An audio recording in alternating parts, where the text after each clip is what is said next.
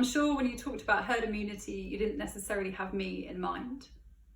I'm sure when the country was debating the fate of this nation, deciding which of the population had enough worth to be kept alive, you didn't specifically think of me or my disability.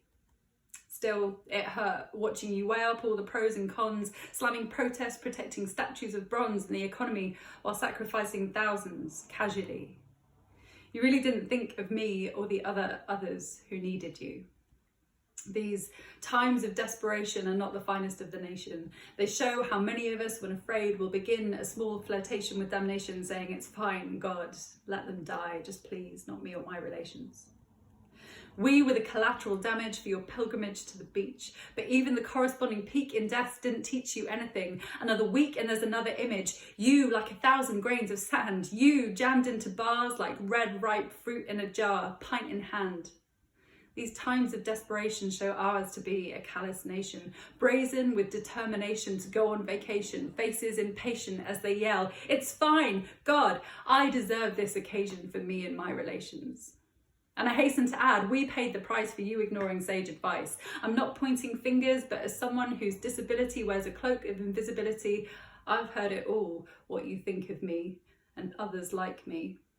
Or maybe it wasn't you I heard. Maybe you were one of those who stayed quiet, compliant, complicit with the explicit plan to let disabled people take the brunt of this pandemic. Don't tell me that's not eugenics. 80,000 of us lost a battle we were never meant to win in a flutter of papers that prodded readers like cattle into believing herd immunity was for the best, with no thought of our community, us who you deem unfit for page 3 equality or society anyway. It's easy to shout over those who couldn't even come out of their homes and protest, and perhaps that's best because I saw you there, blaming protests for deaths, making scapegoats of those who wanted to escape white supremacy and rape. Protests didn't kill 130,000. Sure, there was crowding, but people spouting this nonsense just use it for their own astounding agenda. Well, here's a fact.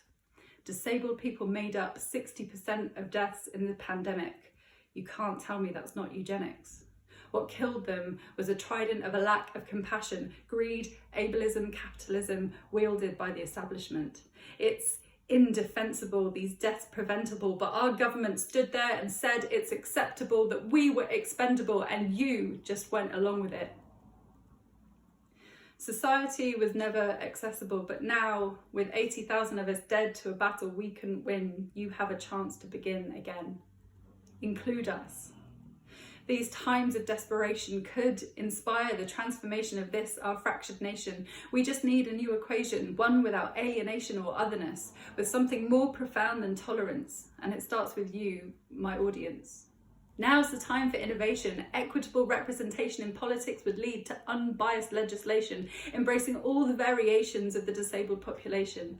Give us invitations to places we can travel to and accessible stations. Keep streaming shows to remote locations. Choose event destinations with consideration of integration. And always, proper communication to enable education for all. These adaptations are declarations of equality, such simple affirmations of our belonging in society. And with them, you'd see we're just like you and your relations, deserving of life and all the wonders of creation.